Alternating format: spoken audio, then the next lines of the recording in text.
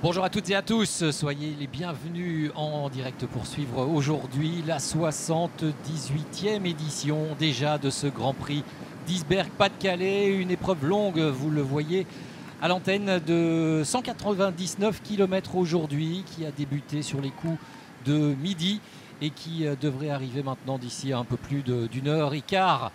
Car le rythme est bon et soutenu aujourd'hui dans cette épreuve qui compte évidemment pour la Coupe de France de cyclisme, la Coupe de France FDJ, dont c'est l'ultime étape puisque la dernière manche, celle du Tour de Vendée, a été préalablement annulée. C'est elle qui aurait dû clôturer cette saison 2024.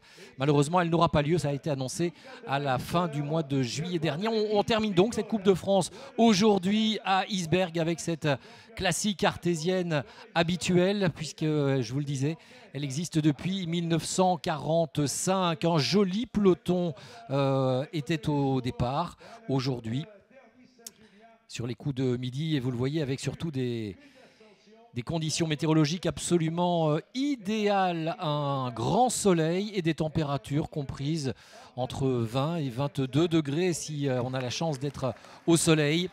Et évidemment, c'était un temps idéal pour passer la journée à l'avant, pourquoi pas. C'est ce qu'ont décidé en tous les cas quelques coureurs, dont voici la liste, là aussi sur votre écran. Ces coureurs qui ont décidé de faire la course en tête, eh bien, ils étaient d'abord deux à s'être fait la malle sur les circuits locaux que l'on a fait à 4 reprises. Lucas Demester, le belge de la formation Pro Team de chez Bingoal. Il était accompagné d'Axel van der Tuuk, le néerlandais, qui lui roule pour une formation de la 3e division des équipes, une équipe Conti comme on dit, l'équipe Metec Solar Watt. Ces deux coureurs se sont donc élancés dans cette grande aventure et avant même de sortir du passage de ces fameux circuits locaux du côté d'Isbergues, des circuits d'environ 10 km, eh bien, ils ont été rejoints par 4 autres coureurs, parmi lesquels on retrouve 2 Français, Quentin Bezza de la formation Philippe Wagner-Bazin. C'est une équipe continentale également, donc c'est entre guillemets une petite équipe, une équipe d'ailleurs dont on reparlera tout à l'heure parce qu'elle fusionnera l'année prochaine. Et l'autre Français de ce groupe, eh bien, c'est Damien Girard, que l'on retrouve également, le dossard numéro 184 que vous allez voir sur ces images de la formation Nice Métropole Côte d'Azur. Évidemment, il fallait bien un maillot bleu-azur pour cette équipe niçoise. Damien Girard que l'on retrouve au milieu de ce groupe de tête pour le moment. Et avec ces deux Français-là, 2 autres coureurs belges sont également revenus, à savoir Jasper de Beust de la formation Lotto et Kenny Molly de l'équipe Roubaix Van Rissel. Je vous parlais évidemment du contexte de cette Coupe de France dont on suit aujourd'hui la toute dernière épreuve, la 16e étape.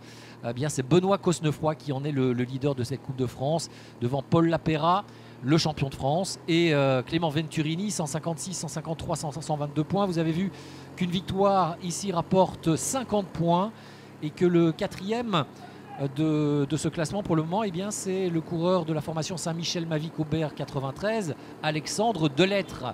Et il est encore aujourd'hui le seul à pouvoir inverser la tendance, renverser le leader Benoît Cosnefroy pour espérer succéder à Paul Penouette, le sprinter français de Clamart, de la formation Groupe Ama FDJ, qui s'était imposé au classement final de cette Coupe de France la saison dernière. Mais ça sera évidemment extrêmement difficile pour Alexandre Delettre. Il faudrait ni plus ni moins qu'il s'impose dans cette course. Une course qui est disputée comme aujourd'hui dans les conditions météorologiques dont je vous parlais, absolument sans vent, sans pluie. Ça ne rend pas la course particulièrement difficile, même si on a quasiment franchi la totalité des monts. Il y en a, vous le savez, dans cette épreuve 6 à disputer, et on va certainement d'ailleurs entamer la toute dernière ascension, celle de la côte d'Estrier-Blanche. Mais les 5 autres monts de cette course, eh bien, vous le voyez, n'ont pas véritablement aidé à faire la décision. Alors évidemment, ils ont usé les organismes à mesure aussi que l'on se rapproche des 200 km de cette épreuve du Grand Prix d'Isbergues. Mais en tous les cas, pour le moment, ça n'a pas fait encore la décision. Et devant, eh bien, les 6 coureurs conservent 1 minute et 43 secondes d'avance sur le peloton.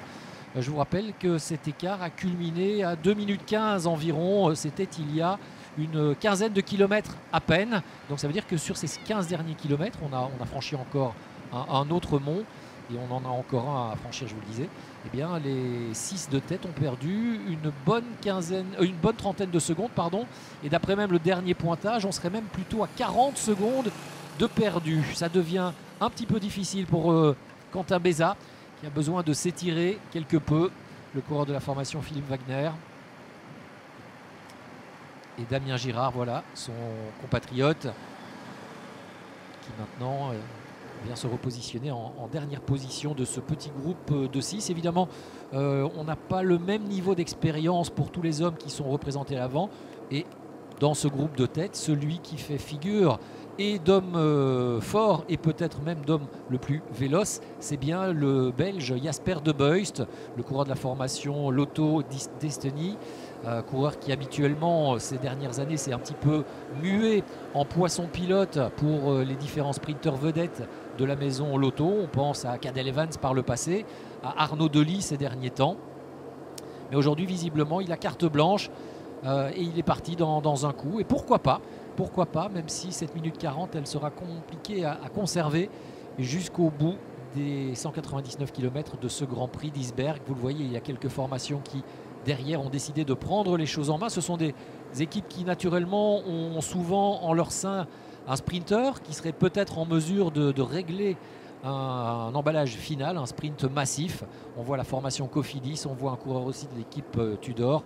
Pour l'équipe Cofidis, évidemment, le sprinter maison aujourd'hui, c'est le Belge Milan Fretin, le coureur limbourgeois, que l'on a vu se mettre en évidence à plusieurs reprises cette saison, même si c'est un coureur qui est encore relativement jeune puisqu'il n'a que 23 ans. Il a terminé la semaine dernière 4e du Grand Prix de Fourmies notamment. Il fait figure de favori, prétendant à la victoire en tous les cas. 2 victoires cette saison au compteur du côté du Tour du Poitou-Charentes et des 4 jours de Dunkerque où il était parvenu à mettre à mal l'ultra domination de Sam Bennett, le sprinter irlandais qui avait remporté la bagatelle de 4 ou 5 étapes sur cette édition 2024 des 4 jours de Dunkerque.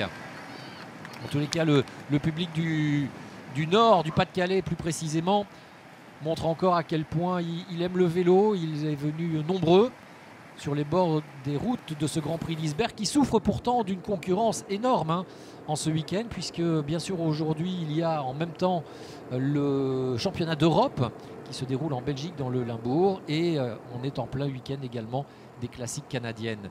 L'an dernier, c'est Matteo Moschetti qui avait remporté cette épreuve d'Isberg et regardez le palmarès d'ailleurs, il n'est pas dénué d'intérêt parce qu'il y a des grands noms qui se sont imposés au cours de ces dernières années, mais pas que.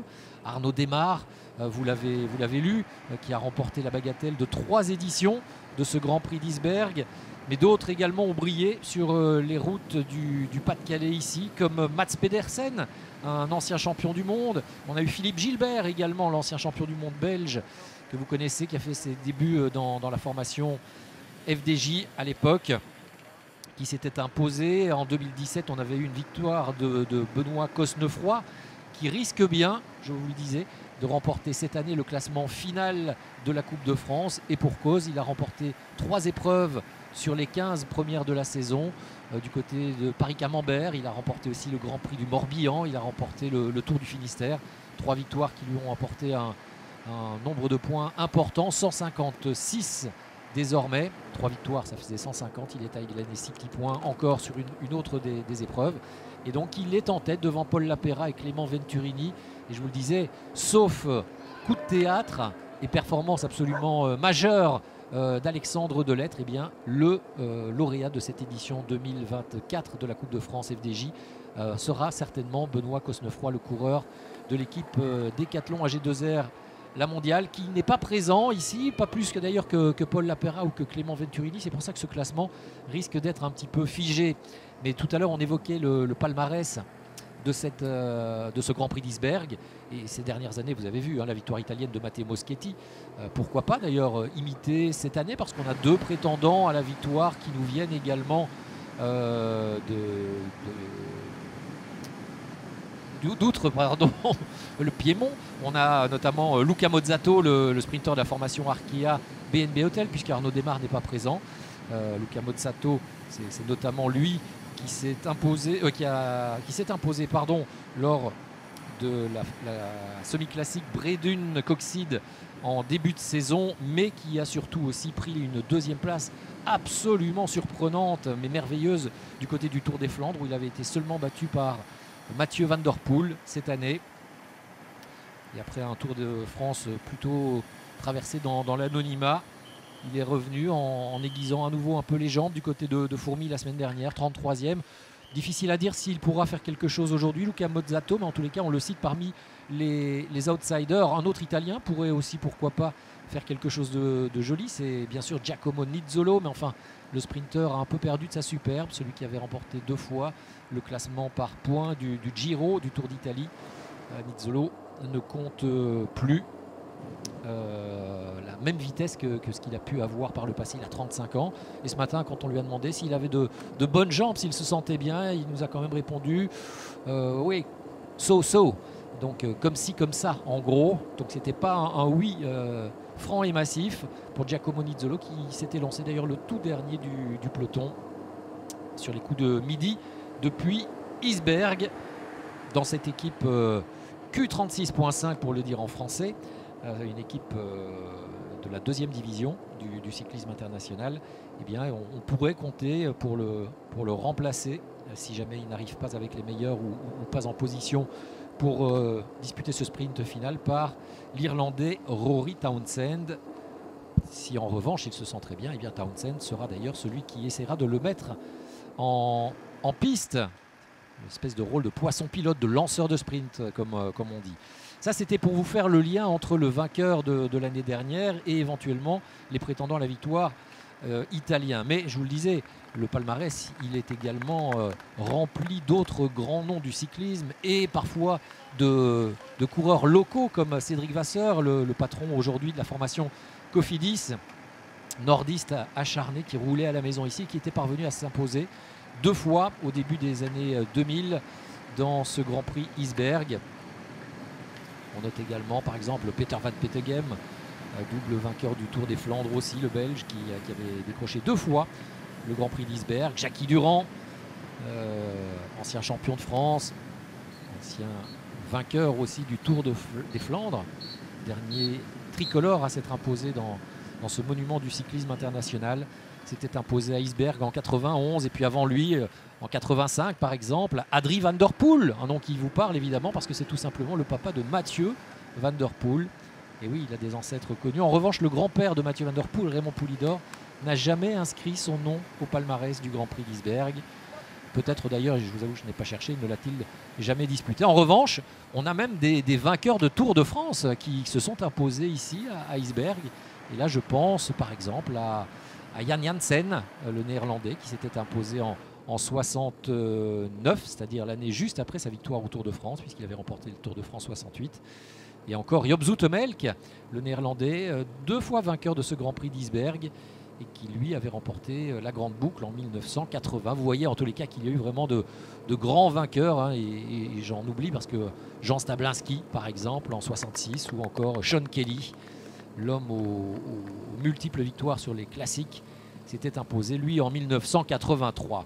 Bon, terminé pour le passé, hein, on va se concentrer vraiment sur cette édition 2024 du Grand Prix d'Isberg. Pas-de-Calais pour reprendre son appellation complète. Dernière manche donc de la Coupe de France, avec un parterre de sprinteurs intéressants. Et aujourd'hui, évidemment, de manière presque unanime, les directeurs sportifs nous disaient que oui, vu les conditions météorologiques, il y avait de fortes chances que l'on arrive au sprint. C'était vrai pour Frédéric Guédon, qui mettait quand même un bémol sur une échappée nombreuse qui pourrait prendre un avantage important, et justement dans une course rendue un peu plus facile par les conditions. Et ça, ce serait le piège à éviter pour la formation Groupama, qui compte, elle, sur un sprinter maison français. Et je vous en ai parlé tout à l'heure, puisque c'était tout simplement le vainqueur de la Coupe de France l'année dernière, Paul Penouette, qui malgré son nom est bien plutôt parisien que breton, puisqu'il est né à Clamart, un jeune coureur de 22 ans à peine, et qui fera aujourd'hui office de sprinter vedette de la formation Groupama, s'il a de bonnes jambes, auquel cas il pourrait être remplacé pourrait se substituer à lui dans ce rôle de leader en cas d'arrivée au sprint. Le jeune néo-zélandais Lawrence Petty, auteur d'une saison absolument fantastique. C'est une des découvertes de cette année, puisqu'on l'a vu réaliser notamment un Paris-Roubaix exceptionnel la semaine précédente sur le Tour des Flandres. Il était aussi avec les meilleurs jusqu'à 200 km avant de craquer un petit peu dans les 50 derniers kilomètres. Mais voilà, c'est un garçon dont on va reparler à n'en pas douter. Malheureusement, ce ne sera plus au sein de la formation française, puisqu'il a annoncé que l'année prochaine, il poursuivrait sa route dans l'équipe Red Bull Bora-Hansgrohe. Mais en tous les cas, ce Néo-Zélandais, qui a participé d'ailleurs aux Jeux Olympiques de Paris, eh bien, sera à suivre. C'est une certitude et on risque même de le voir au palmarès d'une très grande course prochainement. Et aujourd'hui, surveillons-le quand même, parce qu'il a terminé 10e la semaine dernière du Grand Prix de Fourmies dont je vous parlais. Et il avait terminé ici même 5e l'année dernière. Ça veut dire que c'est un parcours qui lui convient. Ça veut dire qu'il sprinte très bien. Le Néo-Zélandais, donc on gardera un œil sur lui, même si aujourd'hui il est censé, en tous les cas, lancer Paul Penhoet, le coureur au 15 top 10. Penhoet cette année, c'est 15 top 10. 4 fois deuxième, notamment aux 4 jours de Dunkerque ou aux boucles de la Mayenne, autour de Poitou, où il avait été devancé notamment par Arnaud Desmar. 2 fois troisième sur les routes du Tour de Wallonie, 2 fois quatrième du côté du Renew Tour, où il avait seulement subi la loi de garçons comme Jasper Philipsen, comme Laporte, ou Dely. Donc voilà, on est vraiment derrière la crème des meilleurs sprinteurs du peloton international. Donc Paul Penhoet, oui, il est là, il progresse et il va certainement prochainement en claquer une très très belle. C'est tout le mal d'ailleurs qu'on lui souhaite pour la formation Groupama FDJ, qui cette année a levé les bras à 13 reprises. Pourquoi pas une 14e aujourd'hui? Pourquoi pas une 14e pour Groupama, ou pourquoi pas une 6e pour l'équipe Cofidis? Elle fait en tous les cas beaucoup travailler ses coureurs. Après les victoires d'étape, notamment sur le Giro, grâce à Benjamin Thomas, et aux 2 succès de Milan Fretin, dont je vous parlais tout à l'heure. C'est sur lui évidemment que l'on va miser aujourd'hui, le jeune coureur belge de 23 ans. Il a de bonnes jambes, il a terminé 4e à Fourmies la semaine dernière, donc c'est pour ça que son équipe roule. Mais si l'on élargit un petit peu le spectre des favoris, évidemment on peut penser côté tricolore à Jason Tesson, le coureur de l'équipe Total Energy. Jason Tesson qui a terminé cette année, qui a remporté cette année une manche de la Coupe de France, la Route Orangelle. C'était lui qui l'an dernier avait terminé aussi à la 2e ou 3e place du classement final. Et il avait terminé 4e de ce Grand Prix d'Isberg l'année dernière. Donc une course qu'il connaît, qu'il aime aussi. Il peut être à citer parmi les favoris en cas de regroupement, bien sûr. Pour cela, le peloton a 50 km pour revenir sur cette échappée. Attention, en tous les cas, à ne pas jouer trop avec le feu et ne pas attendre la dernière minute. Ça, c'est côté tricolore en tous les cas. Je vous ai parlé donc de Jordan Tesson. On peut peut-être y ajouter également Hugo Hofstetter, le sprinter, mais qui a un petit peu évolué dans son rôle de chez Israël Première Tech. C'est vrai qu'il est un peu moins sprinter et un petit peu plus puncher aujourd'hui certainement qu'il ne l'a été en début de carrière. Donc ce sera un garçon en tous les cas à suivre aussi. Et pourquoi pas Rudy Barbier par exemple pour l'équipe Philippe Wagner-Bazin. Il a quand même toujours une belle pointe de vitesse. On ne sait trop que penser d'Alexandre Delettre chez Saint-Michel, je vous le disais, puisque lui a une épée de Damoclès au-dessus de la tête, ou un couteau sous la gorge, si vous voulez quelques-unes de ces expressions et de ces images pour emporter le classement final de la Coupe de France. Il n'a pas d'autre choix que de s'imposer aujourd'hui, je vous le disais tout à l'heure. Alors pourquoi pas, sait-on jamais. Voilà en tous les cas côté tricolore, avec encore du côté aussi de la formation Roubaix Van Rissel. Dans l'autre ordre, pour le nom officiel de l'équipe aujourd'hui, c'est Van Rissel Roubaix. Eh bien 2 petites cartes sur lesquelles on peut aussi miser. Emmanuel Morin et Valentin Tabellion, qui sont les 2 hommes rapides de cette équipe, dans laquelle on pouvait aussi espérer que Samuel Leroux, par exemple, puisse s'échapper en compagnie de ces hommes. Ça n'a pas été le cas pour celui qui, l'année prochaine, roulera sous les couleurs de la formation Total Energy. Il me semble, ça a été annoncé il y a quelques jours à peine. Le peloton avec un coureur de la formation Tudor, et ça nous permet, la transition est toute trouvée, d'évoquer également celui que l'on cite certainement comme le plus gros favori de cette 78e édition du Grand Prix d'Isberg. C'est évidemment le néerlandais Arvid De Klein. De Klein, comme son nom l'indique, c'est un petit sprinter pour un néerlandais, un pays en plus où l'on a tendance à être plutôt très grand de taille. Bien de Klein, lui, ne mesure qu'1 m 71. Ici, la traduction littérale de Klein, c'est le petit. Donc c'est pour cela que je me permettais cette petite boutade. Arvid De Klein, c'est 13 victoires depuis le début de sa carrière. Et notamment la semaine dernière, le Grand Prix de Fourmies. Ça veut dire qu'il a de bonnes jambes en ce moment, de bonnes sensations certainement, et qu'il sera, s'il est bien encadré par sa formation Tudor, et ça a l'air d'être le cas, visiblement on lui fait confiance, il sera parmi les hommes à suivre tout à l'heure en cas d'emballage final. Cette année d'ailleurs, en tout début de saison, vous l'avez peut-être vu aussi sur les chaînes de télévision, puisqu'il s'était imposé sur les routes de Paris-Nice, du côté de Montargis. Il avait battu des garçons comme Laurens Pitty, dont je vous parlais tout à l'heure, le néo-zélandais, ou encore Dylan Groenewegen, un des meilleurs sprinteurs de la planète. Des sprinteurs, il y en a également dans l'équipe Intermarché Wanty. Vous voyez les maillots blancs et jaunes fluo, avec notamment un de ses coureurs en quatrième position, voilà, pour le moment. Toutes les équipes qui, comme je vous le disais, sont en train de rouler. Là, ouh, qu'est-ce qui se passe? Là, on a décidé de s'arrêter ou... Alors là, on n'avance plus du tout. Mésentente complète.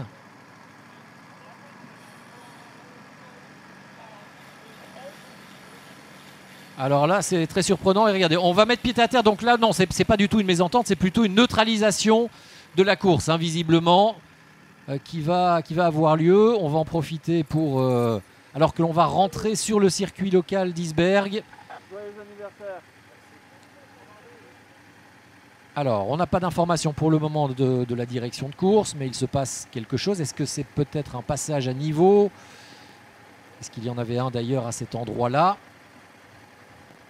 Mais en tous les cas, alors que l'on revient à Isberg et que l'on va entamer maintenant le circuit final, et alors que le peloton comptait environ 1 minute 30 secondes d'avance, bien vous le voyez, la direction de course est venue se porter à la hauteur des hommes de tête et arrête ou neutralise la course. On espère que l'on va avoir une indication dans les minutes qui viennent.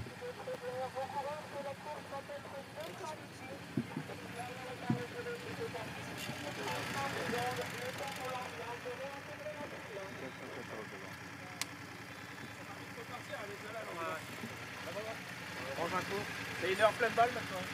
On commence. Ça permet d'écouter quelques consignes. Regardez, on va mettre le pied à terre, le clignotant, comme on dit. Et le peloton va également s'arrêter. Il va revoir là les échappées de très très près. Mais attention, il ne faudra pas oublier que ce petit moment de temporisation, de reprise de force même, aussi, et peut-être d'information via les directeurs sportifs, eh bien, va peut-être permettre également aux hommes de tête d'envisager à nouveau la victoire. C'est un petit peu... Ah, apparemment il y a une neutralisation suite à une chute, nous annonce-t-on. Vous savez que parfois on est obligé d'avoir suffisamment d'ambulances derrière le peloton pour pouvoir parer à toute éventualité. Si jamais il devait se reproduire une autre chute, il faut qu'il y ait un autre véhicule médical, et c'est peut-être la raison pour laquelle, pour le moment, en l'absence peut-être, je suppute, de ce véhicule médical, eh bien peut-être donc que l'on a préféré neutraliser durant quelques minutes. Emmené de coureurs à l'avant, on a un Belge, Simon Dehers, qui lui aussi est à suivre. Allez, ça y est, le directeur de course vient de relancer cette course avec 6 coureurs qui vont repartir avec, je vous le disais, 7 minutes 30 d'avance sur le peloton. On a retrouvé une ambulance à l'arrière du peloton et la course peut se poursuivre en toute sécurité. Bon, maintenant, immédiatement, retrouver le bon rythme. Hein, et c'est pour ça d'ailleurs qu'on a le coureur le plus expérimenté de ce groupe, Jasper De Beust, qui a repris les choses en main. Et ça va nous permettre également de découvrir ce circuit du Grand Prix d'Isberg avec ses 5 passages, je vous le disais, sur la ligne d'arrivée. On en a déjà eu 4 ce matin, avant que le peloton s'en aille franchir les 6 monts, les 6 difficultés répertoriées sur ce parcours de la 78e édition.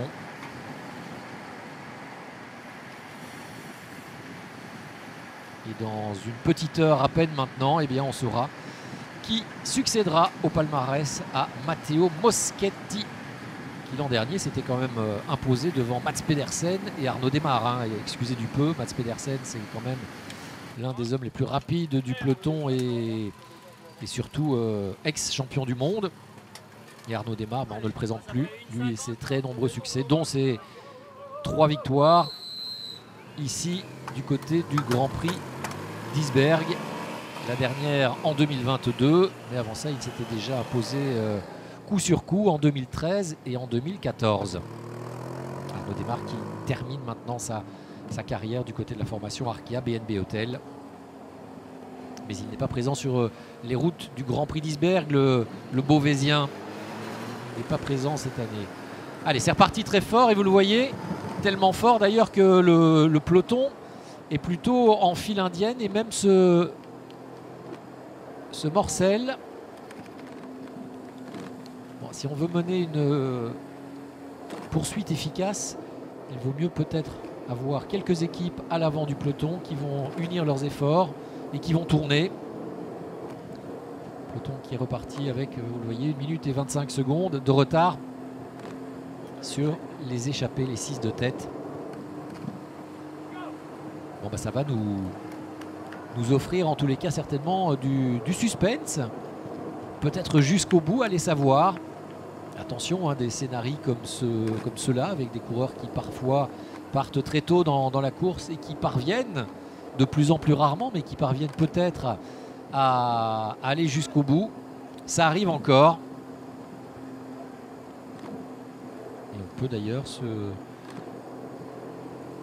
souvenir d'un scénario un petit peu identique sur les routes, notamment du Tour de l'Ain cet été, avec un jeune coureur d'ailleurs, Fergus Browning, qui avait résisté mais jusqu'à 1 mètre de l'arrivée au retour du peloton, dont le sprint avait été réglé par Laurens Pitty, le néo-zélandais dont je parlais tout à l'heure de la formation Groupama FDJ. Mais trop tard, ils étaient arrivés, ils étaient venus mourir à je dis 1 mètre, c'est quelques centimètres. Hein. Il avait fallu la photo finish d'ailleurs pour départager Laurens Pitty et le vainqueur Fergus Browning, qui avait tout mis dans ce numéro pour résister jusqu'au bout. Et voilà, il fallait pas 5 mètres de plus, sinon il aurait été battu. Mais voilà, il existe parfois de très belles histoires comme celle-là. Et je vous disais, c'est vrai qu'elles sont de moins en moins nombreuses. Les oreillettes, ils sont pour quelque chose aussi. Elles permettent souvent de mieux s'organiser, de mieux réguler l'avance des échappés, ce qui permet d'avoir des points un petit peu plus précis sur l'écart. Et donc d'ajuster la stratégie des équipes poursuivantes.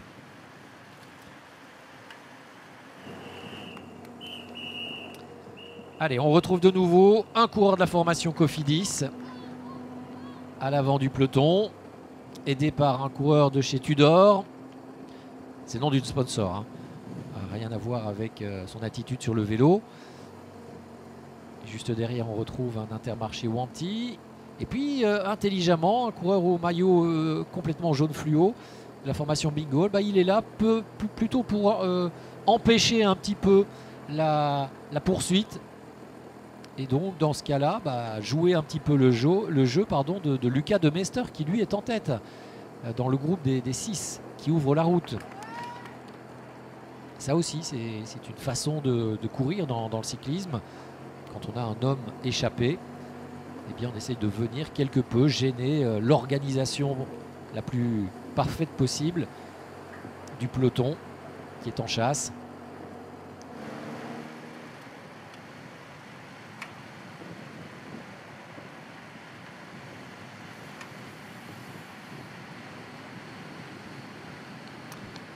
Allez, Jasper De Beust et Kenny Molly à l'image.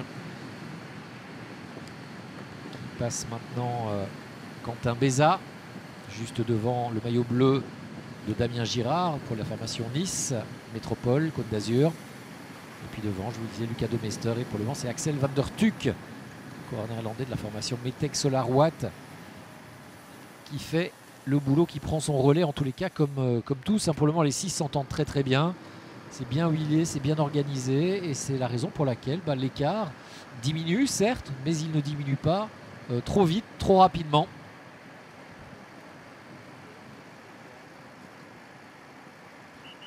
Encore 1 minute et 14 secondes d'avance pour ce groupe de 6.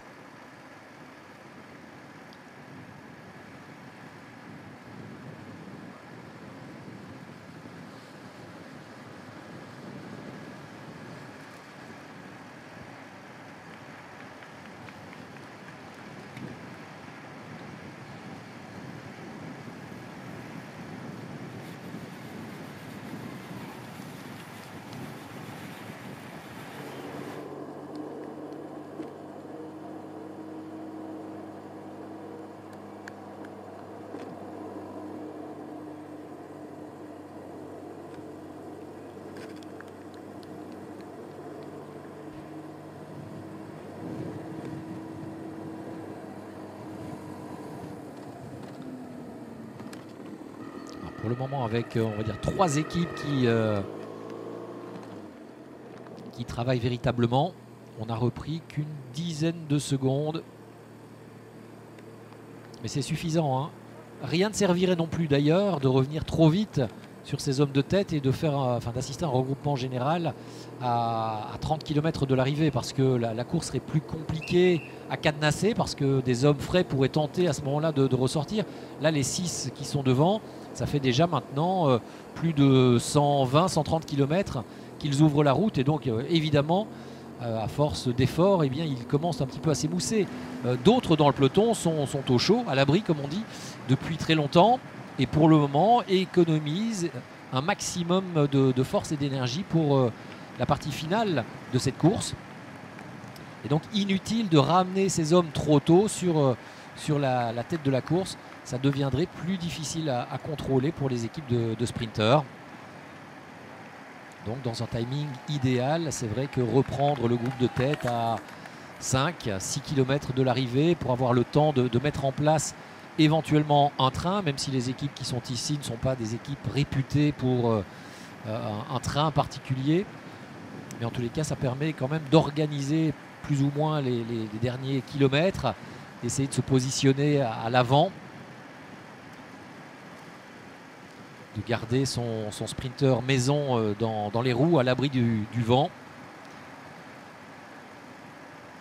Voilà un scénario idéal en tous les cas pour les équipes de sprinters. Mais pour cela, encore faut-il parvenir à calculer correctement l'effort nécessaire pour revenir sur ces 6-là. Pas trop vite, mais sans trop tarder non plus, parce que sinon le sprint, quand on arrive seulement à 200 mètres à récupérer les attaquants, les échappés, et bien là alors c'est un sprint qui est souvent un petit peu décousu et difficile de l'organiser comme certaines équipes le souhaitent, bien sûr.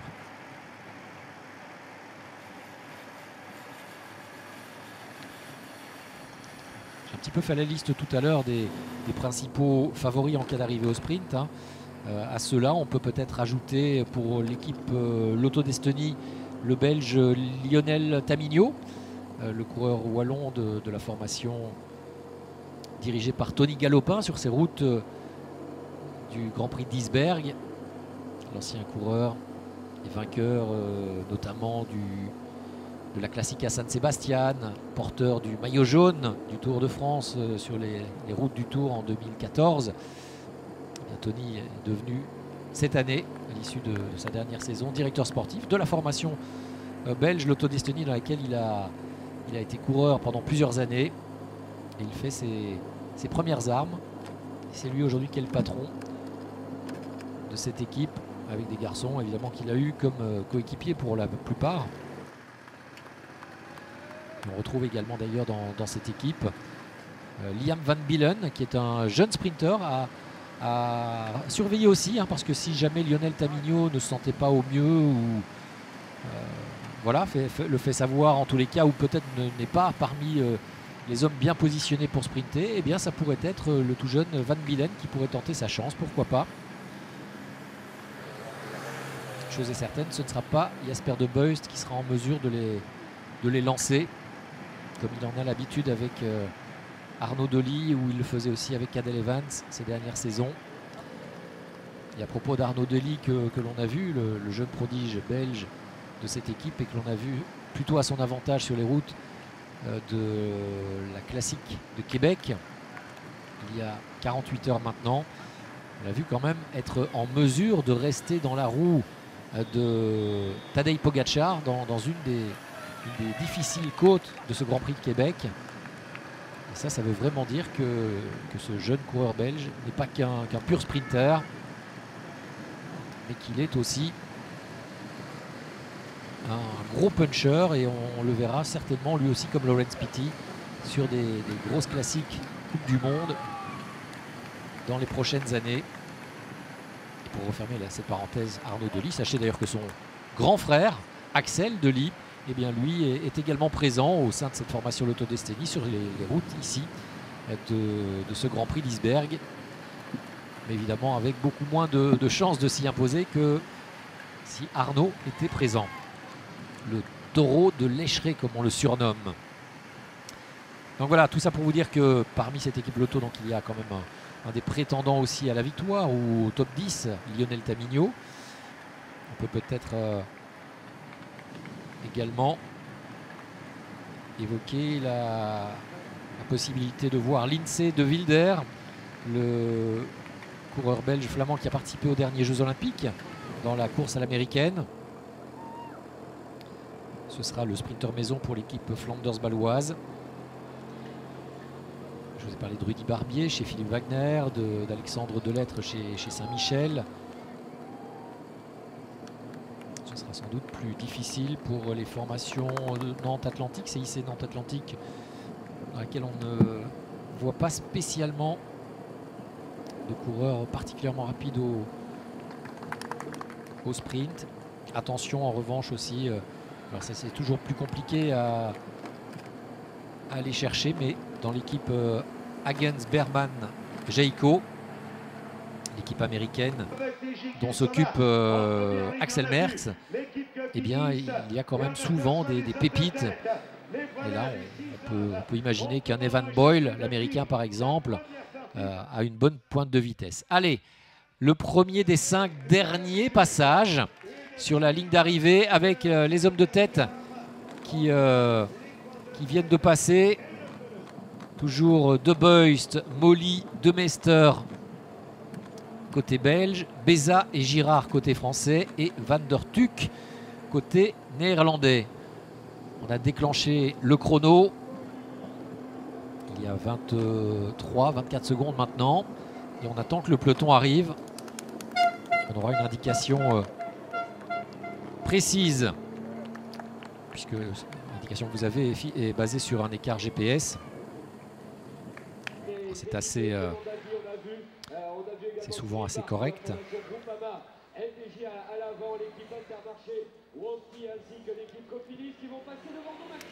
Allez, voilà le peloton qui est en train d'arriver avec 57 secondes de retard. Oui, 57 secondes précisément, emmené par un coureur de la formation Intermarché Wanty.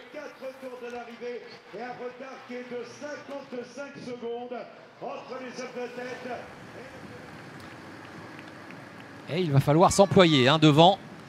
Là, on est déjà descendu sous la minute à 37 km de l'arrivée. On voit les coureurs de l'équipe Wanty, les coureurs de la formation Groupama FDJ également.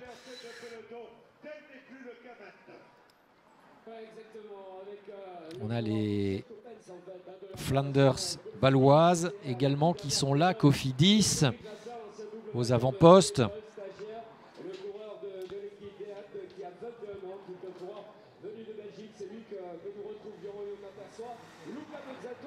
Et Tudor tout à l'heure était plus aux avant-postes qu'à présent. En revanche, toujours pas de traces des Alpecin, pardon. Ça peut peut-être dire justement qu'ils en gardent un petit peu sous la pédale.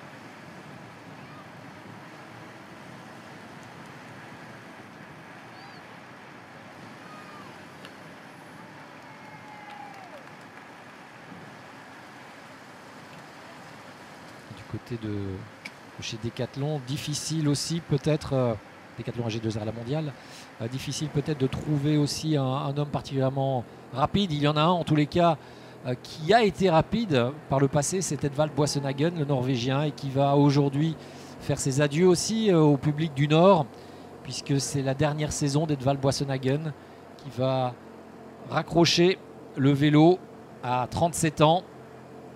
Lui, l'ancien vainqueur d'étapes du Tour de France, bien sûr, vous les avez certainement suivis à la télévision, ancien vainqueur de Gand-Wevelgem.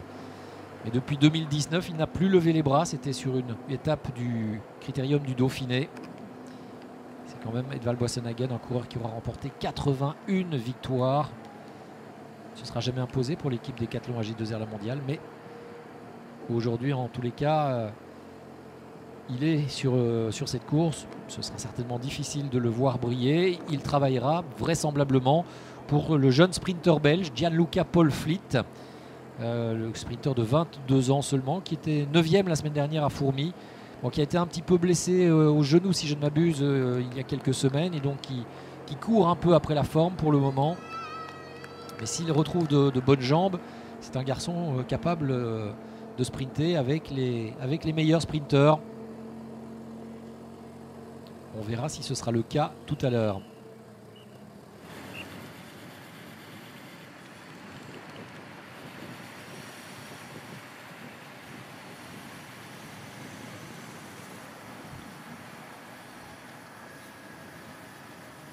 Quentin Béza à l'arrière de ce groupe, juste devant lui Jasper De Beust. Et c'est Lucas De Mester qui emmène toujours ce groupe, 43 secondes. Ouais. Ça diminue et visiblement en tous les cas l'arrêt tout à l'heure, la neutralisation de la course pendant 5 à 10 minutes. Cette neutralisation visiblement n'a pas aidé en tous les cas les hommes de tête. Hein.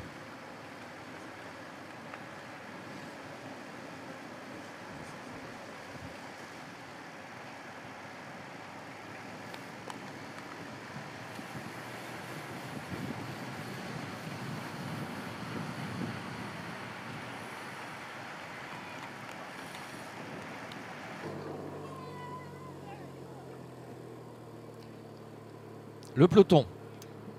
Et derrière, alors, ces maillots bleus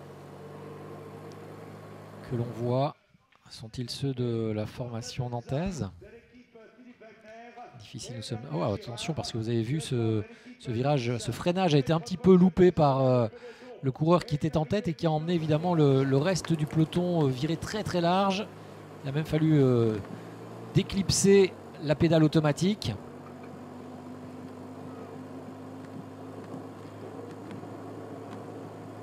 Pour mettre le pied.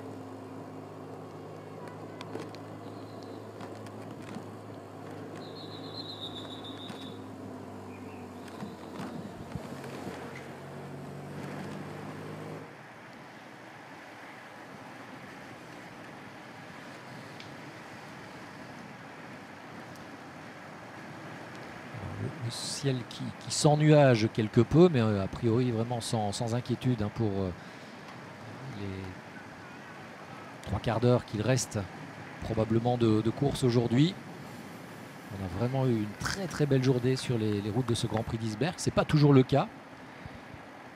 Mais là, on ne peut que s'en réjouir. Et ça participe aussi, évidemment, ça contribue à la fête que l'on a ici.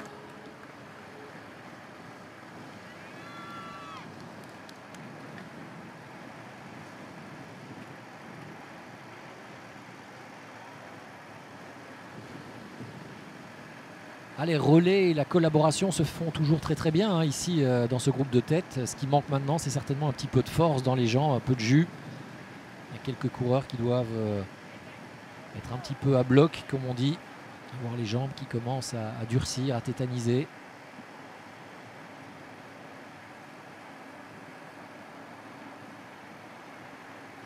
Mais à 32 km, il serait illusoire d'essayer de partir seul de ce groupe pour résister à un peloton encore aussi fourni et aussi frais, avec seulement 43 secondes d'avance lorsqu'il reste plus de 30 km à parcourir.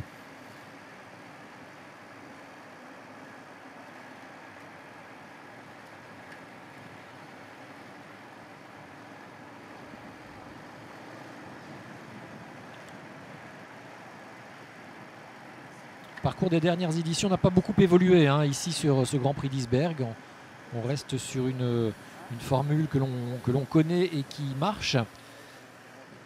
À noter seulement que la ligne d'arrivée cette année, ou le sens d'arrivée, a été inversé. Donc on arrive exactement au même endroit, mais dans l'autre sens. Donc on tourne également sur ce circuit local de manière opposée, juste opposée à ce qui se passait l'année dernière encore. On verra si la décision du comité d'organisation a été la bonne. En tous les cas, on a vu tout à l'heure que le responsable de la course,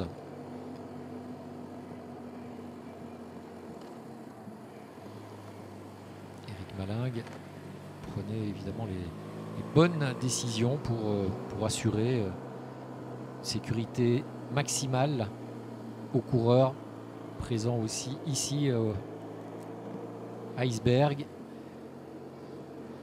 pour une saison qui petit à petit arrive à son terme. C'est vrai qu'on vit aujourd'hui la dernière manche de la Coupe de France.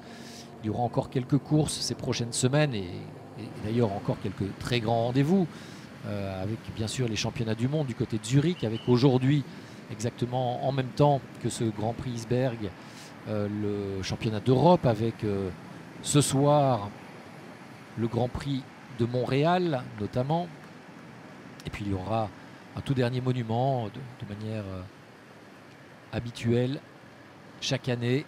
Vous savez qu'on referme la saison avec le Tour de Lombardie. Tour de Lombardie qui est le dernier des 5 monuments.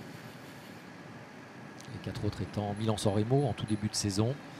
Puis le Tour des Flandres, Paris-Roubaix, Liège-Bastogne-Liège et donc le Tour de Lombardie.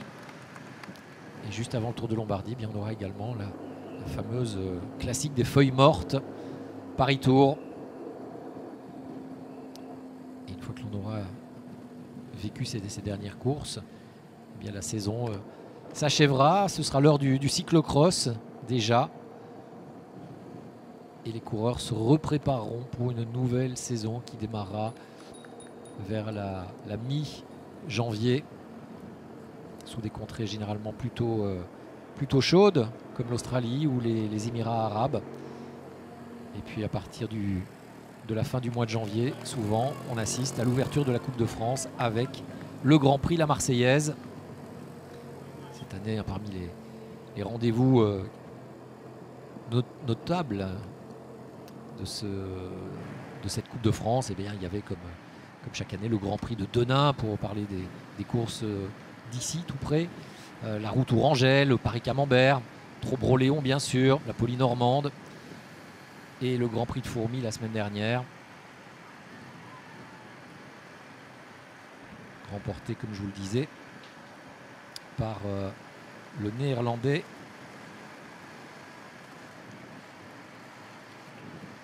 de la formation Tudor, Armin De Klein. 38 secondes. 38 secondes maintenant. Cet écart qui continue à diminuer. J'ai pas envie de dire qu'ils font comme neige au soleil. Là encore, reprendre une expression. On est à 300 mètres du deuxième passage sur la ligne. Mais oui, bien sûr, ça diminue. Il y avait, il y a 10 km, il y avait 55 secondes, 57 même, précisément.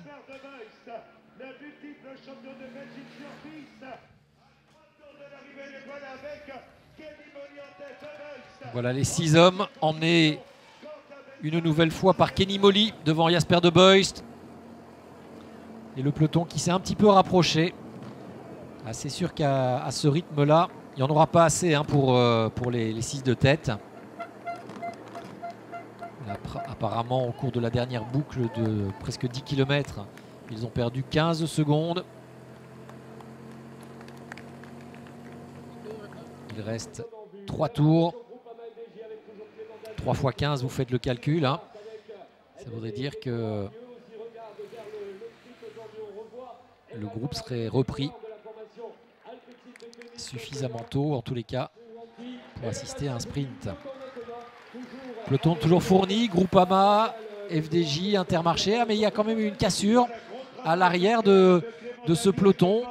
Alors, quels sont les coureurs qui pourraient peut-être y figurer? Je n'ai pas remarqué de coureurs des formations majeures déjà.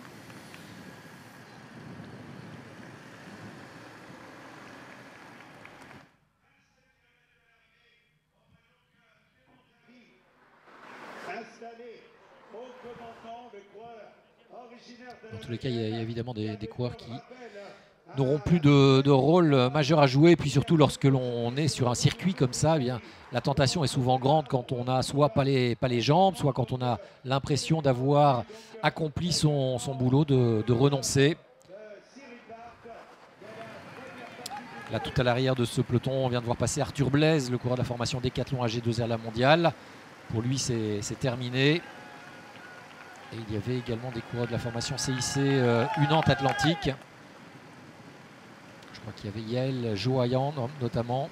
Et peut-être Mathis Julien, peut-être victime d'un incident technique, qui essayait de rentrer. Mais je pense qu'il comptait déjà pas loin d'1 minute de retard sur le peloton. Hein. Donc ça risque d'être bien compliqué pour ceux-là.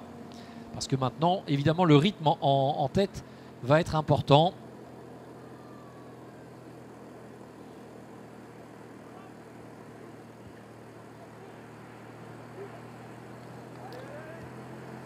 Pratiquement 16 heures et dans un peu plus d'une demi-heure ce sera terminé. Encore un coureur un petit peu retardé, c'est Joseph Roskopf, le coureur américain, un ancien vainqueur du Tour du Limousin d'ailleurs, qui vient seulement de passer. Et je pense que lui n'ira pas jusqu'au terme de cette épreuve. Il est d'ailleurs le dernier coureur juste avant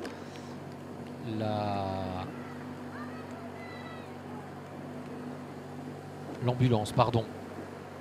Alors, et au moment où je vous ai dit ça, j'ai vu passer Robin Froidevaux, coureur de la formation Tudor, qui a dû être victime d'un incident mécanique et qui a été attendu par une, peut-être même par 2 voitures de la formation Tudor, et qui sont du coup très loin, un peu loin du peloton.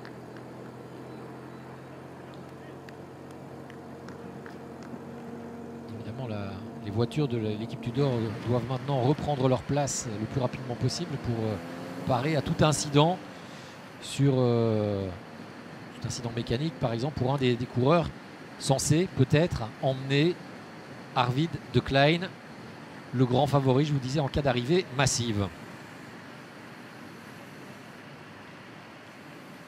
Perdu encore quelques secondes depuis le dernier passage sur la ligne. C'est logique, hein.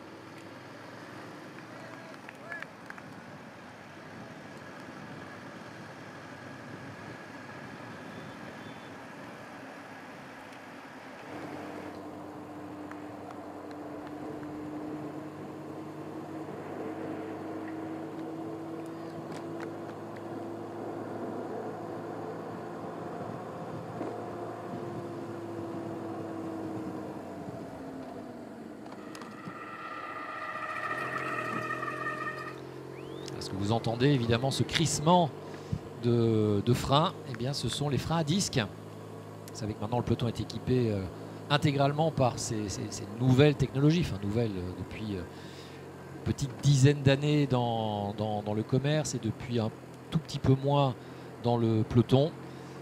L'arrivée des freins à disque d'ailleurs qui avait été un petit peu controversée au tout début parce que certains en étaient équipés et pas d'autres. Évidemment, les performances de freinage de ces freins à disque sont telles qu'on peut freiner beaucoup plus tard parce que ça freine beaucoup plus fort avec moins de risque de dérapage puisque ce n'est pas un patin qui vient serrer tout simplement la jante, mais bien comme les freins de votre voiture, des patins qui viennent freiner serrer le disque. Un disque installé au milieu de la roue. Donc au début ça a été un petit peu controversé. Il y a eu d'ailleurs quelques accidents avec quelques coureurs qui étaient un peu entaillés par ces disques parfois. Mais depuis évidemment il est totalement rentré dans les mœurs et surtout dans les équipements du peloton.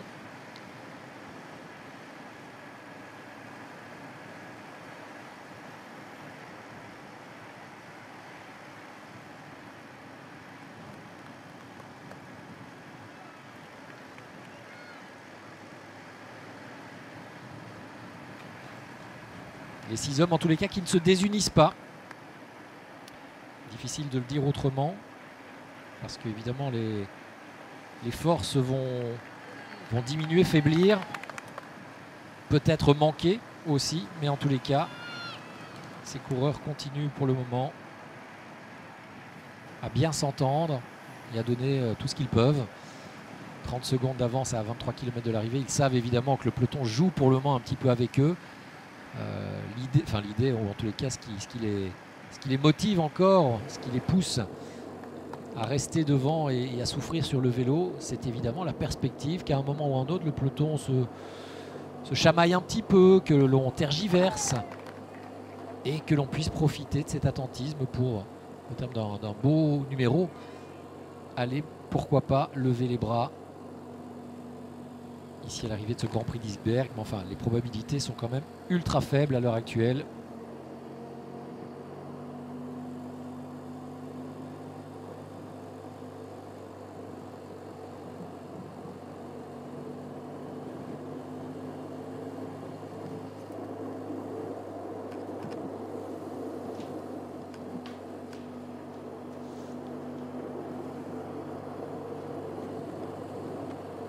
C'est toujours les coureurs de la formation Groupama qui travaillent beaucoup.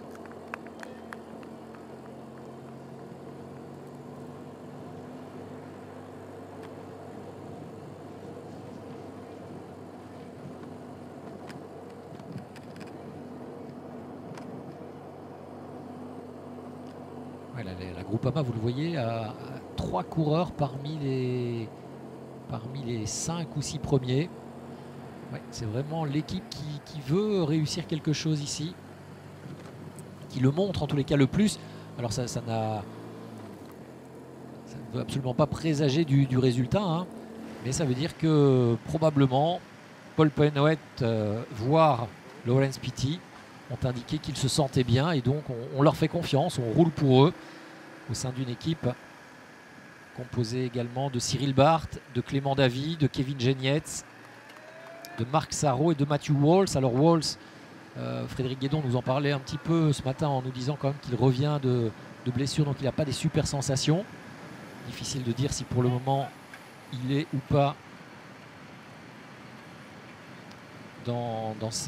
parmi les coureurs qui font pas mal de boulot. Idem un peu pour Marc Sarrault qui n'a pas non plus de grandes jambes en ce moment, nous disait Fred Guédon.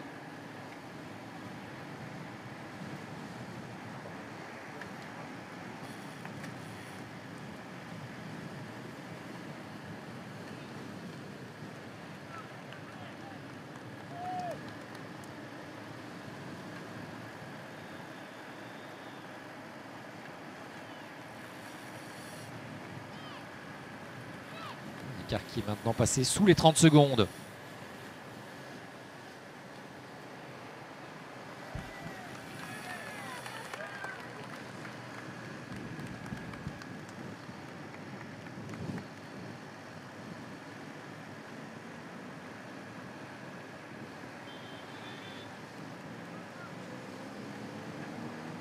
Il ne restera bientôt plus que 2 tours à parcourir.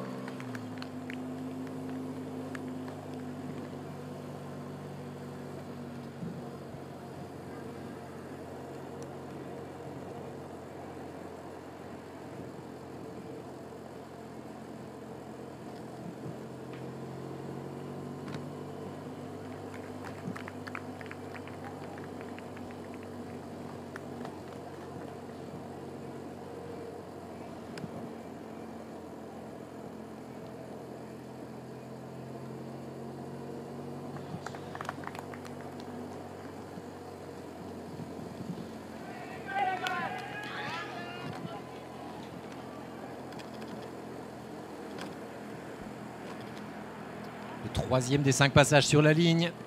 Dans quelques secondes pour le groupe de tête.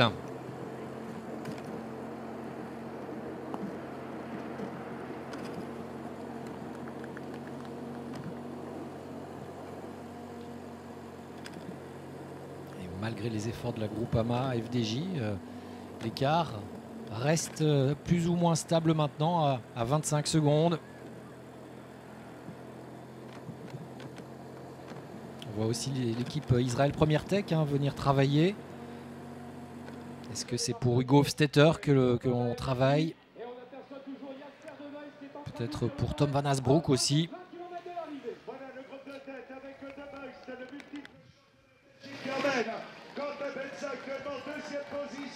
Derrière, nous retrouvons donc De Meister à Savavide. Dans le groupe de tête, on a vu qu'il n'y a pas de fléchissement alors que déjà paraît le peloton. Le peloton annoncé pour le moment à 26 secondes. Seconde qui s'égrène sur la ligne d'arrivée. Ah, mais regardez, pour le moment, il y a quand même encore une petite temporisation. Attention, on n'est qu'à 18 km de l'arrivée. Il ne faut pas laisser trop d'espoir à ce groupe de tête.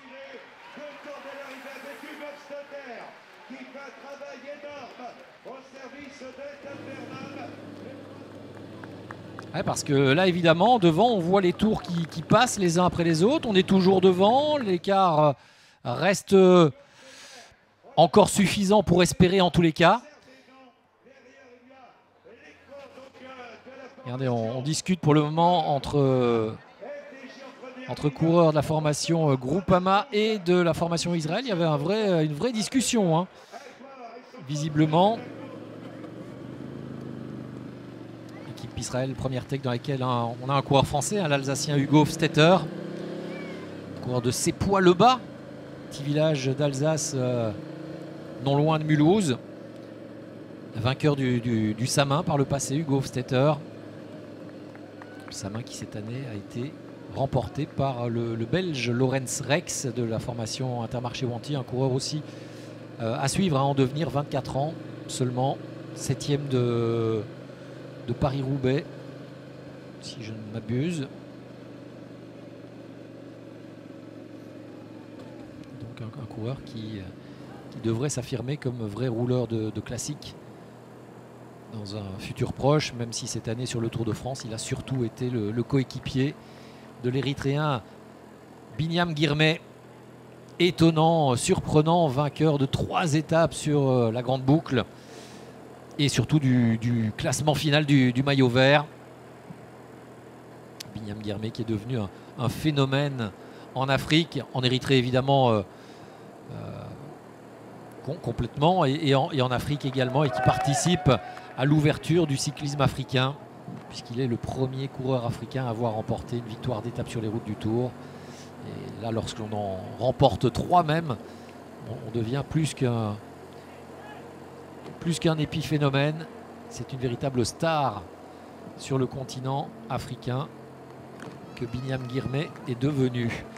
Les coureurs qui tout à l'heure étaient à l'arrière, en grosse difficulté, je peux vous parler de Joseph Roscoff, pardon, mais également de Robin Froidevaux, eh bien, ne reviendront pas sur la tête de la course. Ça, c'est une certitude, ni sur le peloton d'ailleurs. Idem pour Matthew Cole, le Britannique, qui vient de passer avec beaucoup de retard également.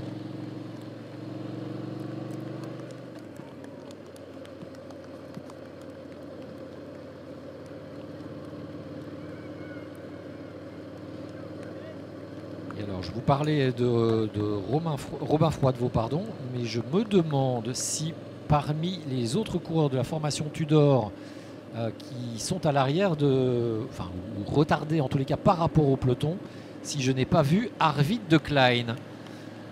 Alors ça, ce serait intéressant d'avoir l'information, parce que Arvid de Klein, je vous le disais, il est ni plus ni moins que le favori annoncé de cette 78e édition du Grand Prix d'Isberg. Alors si c'est véritablement lui que j'ai vu en retard derrière le peloton, c'est un peu une catastrophe pour l'équipe Tudor, hein. Bon. Il me reste un passage sur la ligne, pour autant en tous les cas que ces coureurs de l'équipe suisse un peu retardés décident d'aller jusqu'au bout de l'épreuve, pour m'assurer effectivement de ce que je vous dis là. Et ce serait évidemment une catastrophe pour la formation dirigée ici par le Belge Bart Leysen. Tudor, vous savez, c'est cette équipe suisse dont le patron est Fabian Cancellara, anciennement surnommé Spartacus, l'énorme rouleur suisse pendant la première dizaine d'années des années 2000.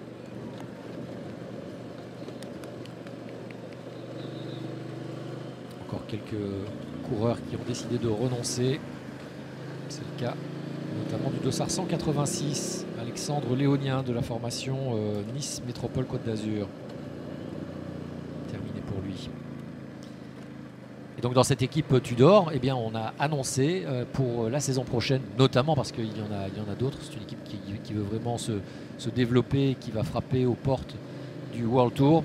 On a annoncé l'arrivée du Français Julien Alaphilippe, l'ancien champion du monde, quitte, cette fois-ci c'est officiel, la formation Quick Step pour poursuivre sa carrière du côté des Suisses de chez Tudor.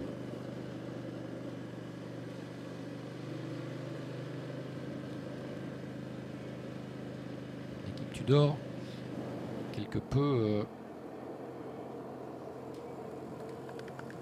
comment dit-on, très diminué ici, puisque les uns après les autres je vois des coureurs retardés. Ici c'est Holzer qui vient de passer avec Enzo Boulet de l'équipe nantaise, le Suisse, qui lui non plus ne pourra pas aider quoi qu'il arrive Arvid de Klein en cas d'arrivée au sprint. Et puis maintenant, quelle est l'équipe qui est venue se porter à l'avant de la course? Eh bien c'est l'équipe Saint-Michel Mavic Aubert 93. Ils sont restés bien au chaud pendant toute la durée de cette épreuve, et puis là ils sont devant en espérant au miracle un gros coup d'Alexandre Delettre. Je vous rappelle qu'Alexandre Delettre, il est pour le moment 4e du classement provisoire de cette Coupe de France FDJ, et il est encore le seul à pouvoir, en cas de victoire et seulement en cas de victoire, détrôner Benoît Cosnefroy, qui semble pourtant tout droit parti pour s'imposer dans cette Coupe de France, dans ce classement en finale de la Coupe de France, pour succéder à Paul Penouette, victorieux la saison dernière. Parce que Benoît Cosnefroy, je vous le disais tout à l'heure, hein, c'est quand même 3 victoires cette saison sur le circuit Coupe de France, du côté de Camembert, du Grand Prix du Morbihan et du Tour du Finistère.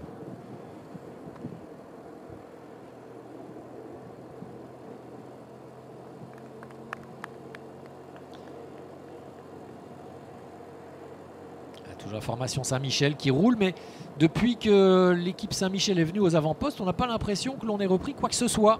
Et nous ne sommes plus qu'à 13 km de l'arrivée. 26 secondes d'avance. Attention, les hommes devant, certes ils sont un petit peu usés, certes ils sont un petit peu fatigués, mais ils sont quand même 6 6 à pouvoir se relayer. Et ça, c'est évidemment un gros avantage. Enfin, c'est un gros avantage en tous les cas. C'est un élément à ne pas oublier, à perdre de vue. Évidemment, s'il y avait un seul coureur ou 2 coureurs devant, on pourrait imaginer que la répétition des efforts soit vraiment trop importante et les fasse plier petit à petit. Mais là, ils sont 6. Donc, ils peuvent continuer à se relayer. Et inutile de vous rappeler que lorsque l'on parvient à se remettre dans les roues, on est protégé. Et donc, on est directement moins impacté par les efforts.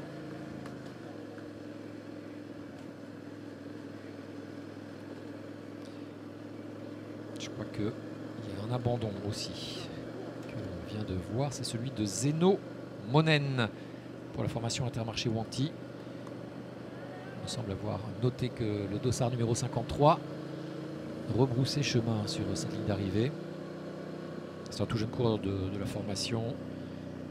Développement d'ailleurs de cette équipe Intermarché Wanty, hein, les moins de 23, dirigé par Kevin Van Melsen, l'ancien coursier de l'équipe Wanty Groupe Gobert à l'époque, qui avait participé au Tour de France en 2019.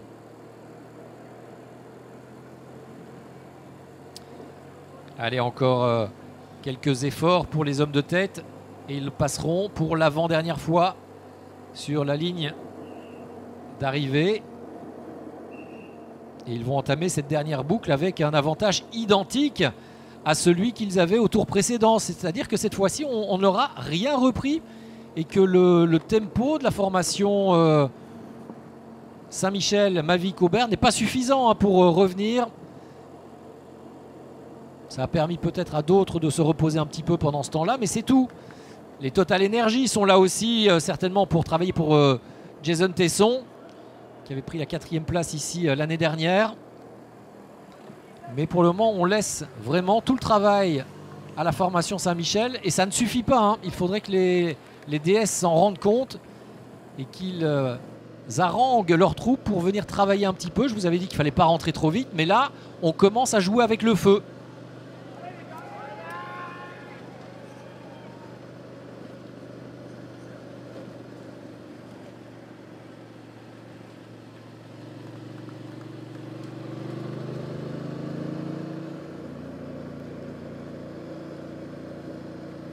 Bientôt les 10 derniers kilomètres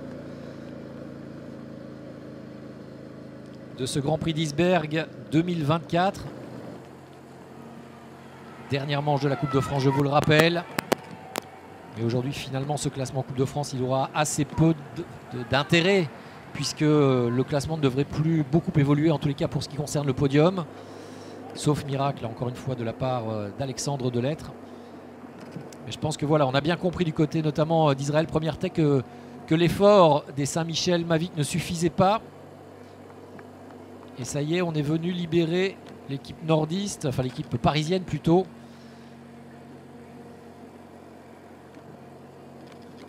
Et c'est de nouveau l'équipe israélienne composée du Canadien Pierre-André Cotte, de Jim Brown, le Britannique, de Michael Schwartzmann, l'Allemand, de Tom Van Asbroek et de Hugo Hofstetter. Voilà, et c'est donc avec environ, je vous disais, environ 20 secondes qu'ils vont passer sur la ligne d'arrivée à l'entame du tout dernier tour.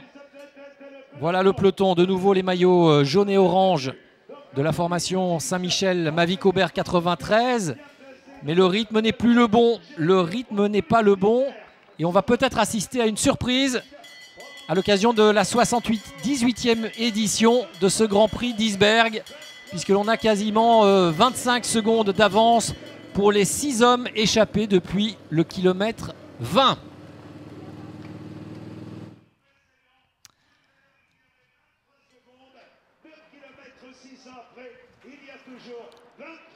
Oh là là, 9 km, le suspense risque d'être intense jusqu'au bout. Hein. Et peut-être maintenant déjà se poser quelques questions. Des 6 de tête, lequel serait le plus rapide en cas d'arrivée devant le peloton? À ce petit jeu, j'ai vraiment envie de vous dire que je pense Jasper De Beust le plus véloce. Mais c'est vrai que je ne connais pas suffisamment Quentin Béza, par exemple, que l'on a peu vu sur des épreuves de haut niveau. Mais du coup, effectivement, ça va être intéressant de voir un petit peu de quel bois il se chauffe. Là, les Cofidis sont venus un petit peu prêter main forte, et évidemment, avec quelques relais des coureurs belges, la formation nordiste, hein, parce qu'il n'y a que des Belges pour composer. Non, pardon, il y a Alexis Renard aussi, qui est censé être d'ailleurs le lanceur du sprint de Milan Fretin. Et sinon, il n'y a que des Belges, avec Allegaert, avec De Gent, avec Nop, avec Ludovic Robet ou Michiel Coppens. Ah, Jasper De Beust a senti que ça s'entendait certainement un petit peu moins bien. Et il brûle peut-être, lui, sa dernière cartouche. Évidemment, on ne s'entend pas jusqu'au moment où quelqu'un démarre. Et là, ça y est, on se dit, bah, si on y allait quand même. Mais De Beust a fait un petit écart. Alors, soit derrière, on s'entend à nouveau tout de suite et on peut revenir. Soit on est plutôt en ordre dispersé et ce sera compliqué de récupérer le coureur de la formation Lotto Destiny.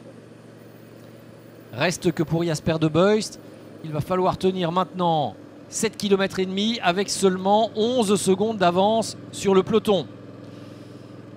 Parce que derrière, oui, ça ne s'entendait plus au niveau des 6. Et d'ailleurs, je pense que c'est le coureur de l'équipe Nice Métropole, Côte d'Azur, Damien Girard, qui a baissé pavillon. Ça devenait trop compliqué pour Girard. Donc maintenant, ils ne sont plus que 4 à poursuivre De Beust. Et ça va devenir difficile, hein, parce que regardez, le peloton, lui, est en train de revenir déjà sur ses rescapés, ses survivants de l'échappée.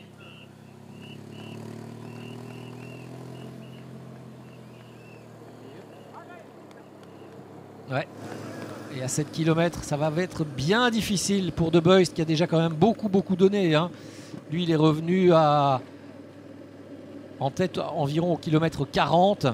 Ça veut dire que maintenant, il est en tête depuis 150 km. Donc beaucoup d'efforts. Là, il jette ses dernières forces dans la bataille. Il joue son va-tout. Mais avec un peloton organisé et encore aussi dense et compact qu'il l'est, sur des routes qui ne sont pas spécialement favorables d'ailleurs à des hommes échappés. Il y aura certainement un peu moins de suspense que je vais vous le laisser entendre. Il y a quelques secondes au moment du dernier passage sur la ligne d'arrivée. De Beust qui essaye de récupérer un petit peu dans ses parties en faux plat descendant. Avec des jambes qui doivent vraiment brûler beaucoup. Et voilà le peloton. Maintenant, il y a plus que 5 secondes d'avance pour De Beust. Je crains pour lui que la messe soit dite. Sous les coups de boutoir de la formation Intermarché Wanty.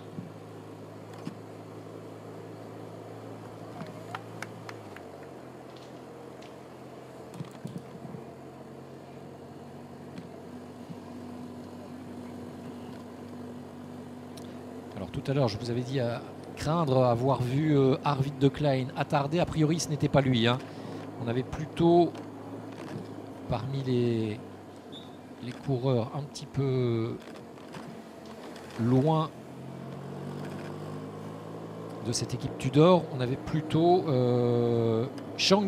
Sébastien Changizi, un Danois, mais également l'Allemand Mika Hemming.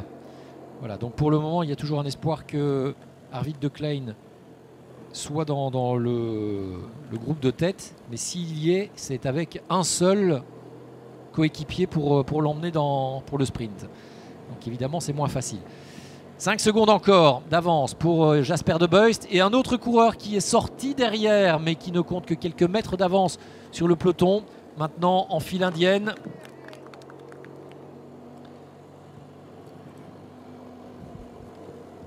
À moins de 5 km de l'arrivée. Ouais, je pense que c'est véritablement un sprint massif auquel on va assister. Et alors là, je vous le disais, hein, les favoris dans ce cas-là, on parle évidemment de Hofstetter peut-être pour l'équipe Israël Première Tech, de Jason Tesson pour la formation Total Energy, d'Arvid De Klein chez Tudor, de Paul Penwet chez Groupama FDJ, de Milan Fretin chez Cofidis, pourquoi pas de Gerben Tyson, Intermarché Wanty, ou encore Luca Mozzato, Arkea BNB Hotel. Peut-être une petite pièce aussi sur Rudy Barbier pour la formation Philippe Wagner-Bazin. Lionel Tamigno chez Lotto Destiny. Ce sont les sprinteurs désignés, dédiés comme on dit. Sans oublier peut-être Gianluca Paul-Fleet chez Decathlon ou Simon Dehers, pardon, que j'avais un petit peu oublié chez Alpecin. Tellement on n'a pas vu d'ailleurs cette équipe Alpecin fournir le moindre coup de pédale à l'avant du peloton en tous les cas. Ils sont restés dans les roues. Alors c'est vrai que l'équipe était un petit peu amoindrie. Il n'était que 5 au départ. Les coéquipiers de Mathieu Van Der Poel ici. Van Der Poel qui ne participe pas, hein, bien sûr. Lui, il prépare déjà les prochains championnats du monde de Zurich. Et De Beust qui ne renonce pas. Mais ça doit être tellement difficile pour lui. Le peloton est là maintenant sur ses talons. Il reste malheureusement encore 3 km et demi. Il ne pourra pas rallier l'arrivée seul devant le peloton. Il va se faire manger. Dommage. Est-ce que les Lotto Destiny pourront jouer une autre carte? Et pourquoi pas celle par exemple de Lionel Tamigno comme je vous le disais, voire de Liam Van Bielen. C'est tout le mal qu'on souhaite à la formation belge. Mais ceci dit, il y a quelques cartes à jouer côté tricolore, hein.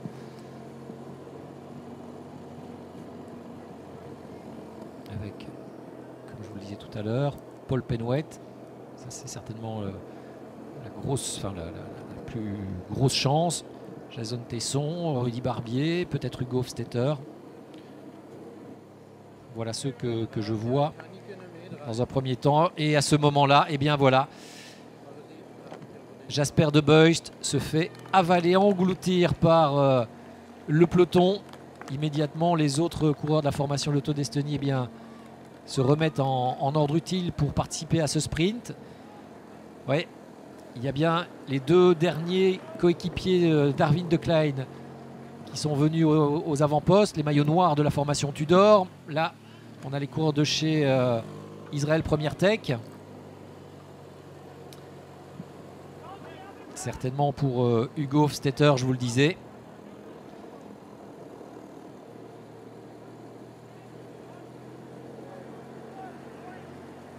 Et puis ça joue déjà des épaules. Vous avez vu que le coureur de la formation Groupama ne voulait pas perdre sa place derrière les Israël. Et attention, hein, parce que là ça va devenir très nerveux. À 2,5 km de l'arrivée, les Tudors qui font l'effort maintenant. Tout comme les Saint-Michel, Mavic Aubervilliers pour Alexandre Delettre. Et ça y est, pour la première fois, on voit enfin les maillots de la formation Alpecin. Et là, je vous parle bien sûr des coéquipiers de Simon Dehers, le Belge. Alors, qui peut se montrer fort dans cet emballage final? Qui peut au mieux aborder la dernière ligne droite de ce Grand Prix d'Isberg, 78e édition? Sera-ce un Français pour succéder à un Italien? Ou bien est-ce que ce sera un coureur venu du peloton international? Beaucoup de Belges, évidemment. Un Néerlandais, grandissime favori peut-être. Une ou deux possibilités pour les Italiens avec Nizzolo ou Mozzato. On va bientôt passer sous la banderole du dernier kilomètre. Toujours les Intermarchés Wanty sur la gauche de votre image qui préparent le sprint pour Gerben Tyson. Ou bien les Tudor qui, eux, essayent d'envelopper au maximum pour le moment Arvid De Klein pour venir le déposer à 250 mètres de la ligne d'arrivée.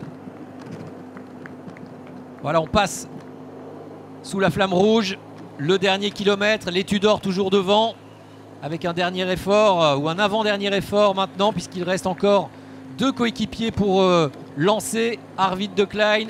Évidemment, il est vraiment dans la position idéale et une chute pour un coureur de la formation Flanders baloise, me semble-t-il, à la sortie de ce virage.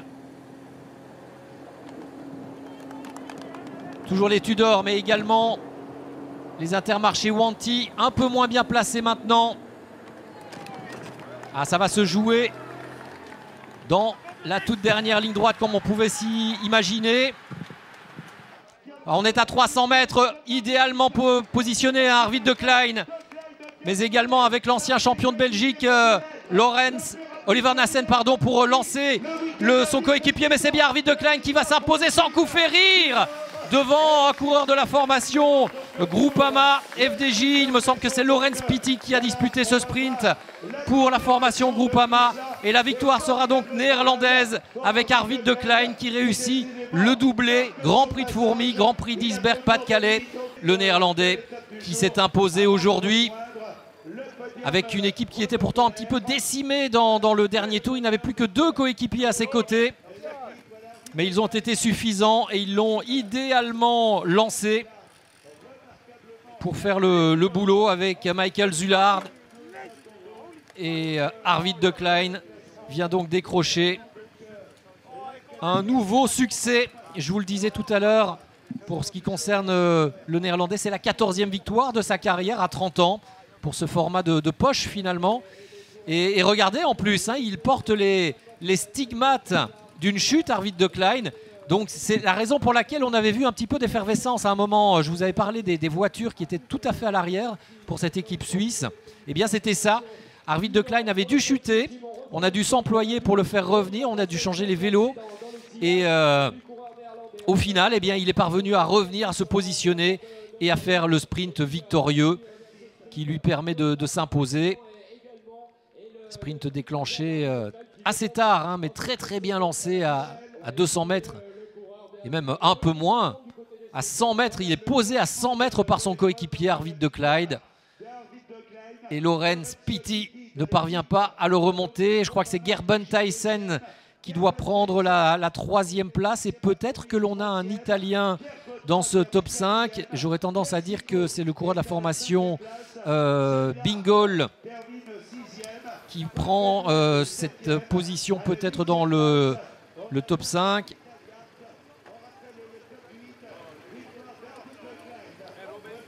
Et dans ce cas-là, ce serait Davide Persico, peut-être, il me semble. Hein. On va attendre le classement final. En tous les cas, vous avez vu pour le podium et pour le top 3. Celui-là, il est annoncé, il est définitif. La victoire pour Arvid de Klein, le sprinter néerlandais de la formation Tudor. La 2e place pour le néo-zélandais Laurens Pitty de la formation Groupama FDJ, auteur vraiment d'une très belle saison, hein, et qui évolue dans 2 registres différents, le sprint et le puncher sur des classiques.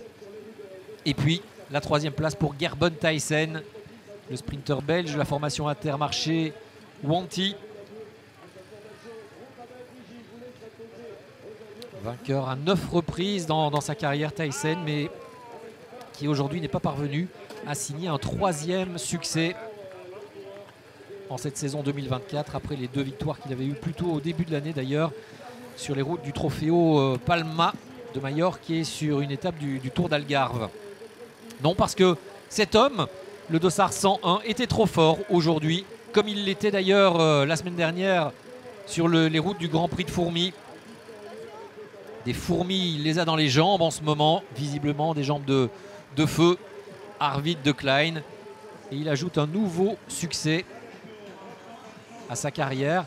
C'est un peu une résurrection hein, aussi, parce que cette saison, elle est quand même fournie en victoire de prestige. Une victoire sur les routes de Paris-Nice, je vous le disais.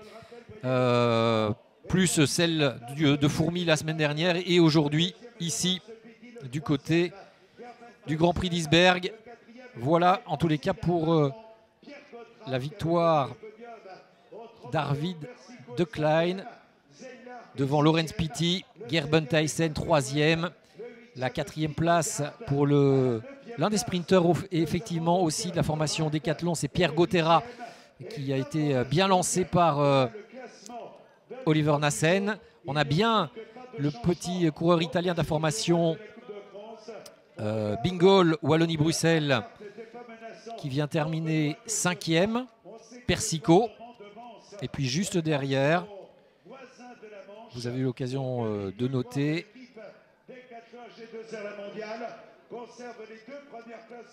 Et moi aussi d'ailleurs.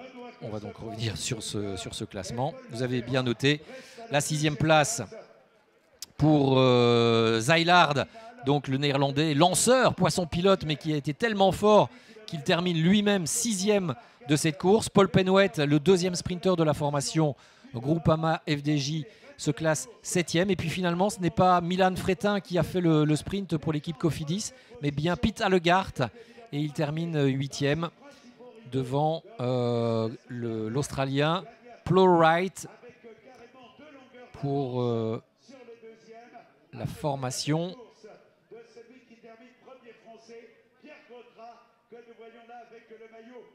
ADC.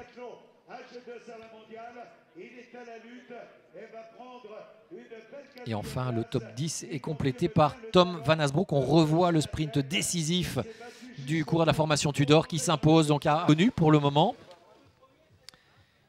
Mais coureur lui aussi alsacien, puisqu'il nous vient de la région de Colmar. On va retrouver Arvid de Klein. On a vu quelques signes sur votre... It was a pretty okay race. Like it was not super hard, but I crashed with 25k to go and pretty hard. I went down. Agressive aussi dès le first départ. I wanted to make sure that I didn't have anything like concussion-wise or something. So I felt my head and it was all good. And then I looked everything and I was like, okay, let's continue. Ouais, et puis j'ai quand même chuté assez tôt, mais j'ai regardé, tout allait bien, j'ai repris, j'ai sacrifié mes derniers coéquipiers pour me ramener dans le groupe de tête. Et j'étais resté avec les 2 Néerlandais avec moi à l'avant. Et ils ont vraiment, les 2 qui m'ont entouré là jusqu'au bout, ils ont fait un boulot de dingue. And at one moment I thought maybe Michael could win it actually, but then I felt them coming and I was like, shit, et Michael était tellement fort qu'il aurait presque pu gagner, mais il m'a emmené dans son sillage, dans son inspiration. Like last week because of the crash and I'm in a lot of pain. But je suis parvenu à le remonter, à m'imposer. C'est deuxième victoire consécutive après celle de la semaine dernière, mais celle-ci avec beaucoup de souffrance, donc je suis très content. C'est une région qui vous réussit bien. Oui, évidemment, les courses que je peux gagner ont plus lieu dans le nord de la France qu'ailleurs. C'est une région dans laquelle je peux vraiment performer de belle manière. Quels seront désormais vos prochains objectifs? Bon, je vais voir si tout va bien, mais ma main me fait un peu mal. Mon coude aussi à cause de la chute.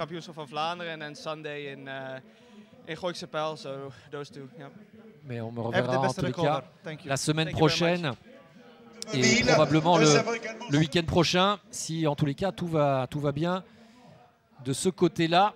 Voilà en tous les cas pour les premiers mots du vainqueur du jour, Arvid de Klein, au micro d'Andrea Camilloni. L'ovation maintenant pour le coureur néerlandais. La petite balle néerlandaise qui s'impose aujourd'hui. Coureur de la formation Tudor, qui aura fait preuve de beaucoup de résilience pour, malgré la douleur, revenir dans le peloton, le groupe de tête, avec l'aide de ses coéquipiers et résister jusqu'au bout. Résister jusqu'au bout à ses adversaires.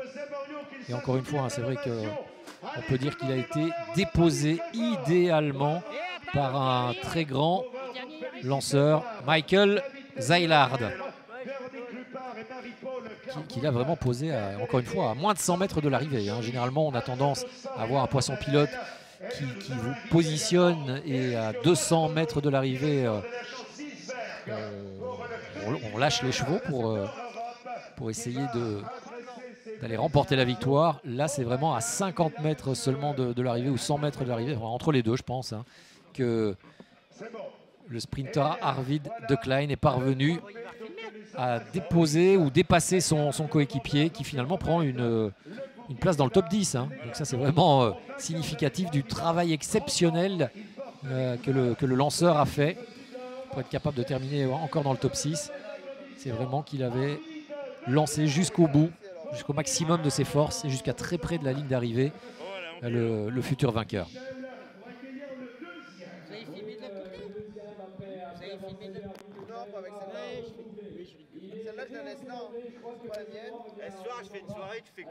Voilà, on a le premier. Est-ce qu'il va être rejoint sur le podium par les deux autres lauréats, à savoir Gerben Thijssen qui prend la 3e place et Laurens Pitty 2e.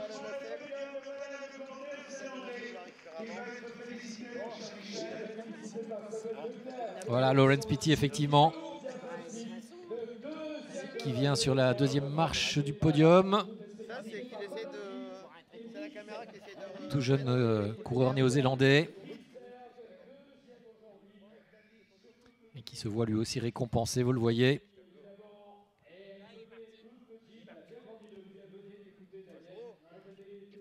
Ouais, Frédéric Guédon nous disait, le directeur sportif de la formation Groupama FDJ ici au Grand Prix d'Isberg, nous disait aujourd'hui, ancien vainqueur, Frédéric Guédon, ancien vainqueur de Paris-Roubaix bien sûr, nous expliquait ce matin oui, qu'il y avait deux cartes à jouer, tout simplement. Paul Penouette, bien sûr, mais pourquoi pas aussi, presque aussi performant dans ce registre du sprint pur, Laurens Pitty. Eh bien, il a prouvé, le néo-zélandais, qu'il était vraiment tout à fait capable d'aller jouer sa carte jusqu'au bout.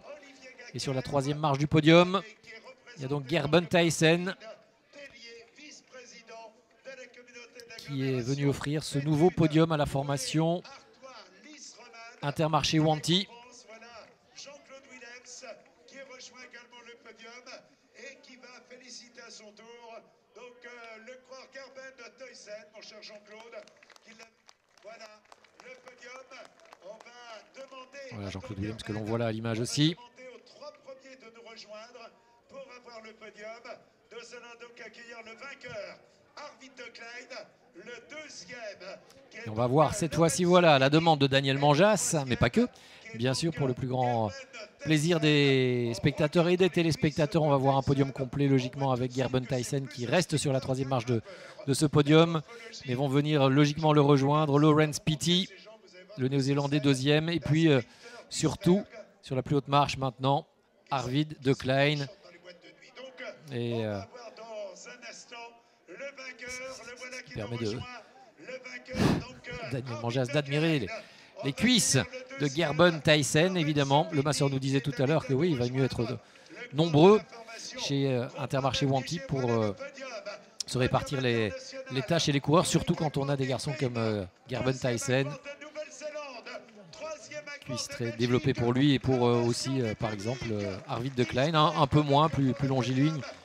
Profil plus puncher pour Laurens Pitty. Voilà en tous les cas le podium de cette 78e édition du Grand Prix d'Isberg. Un podium de Coupe de France, oui, composé d'absents. Benoît Cosnefroy, que vous avez ici à l'image.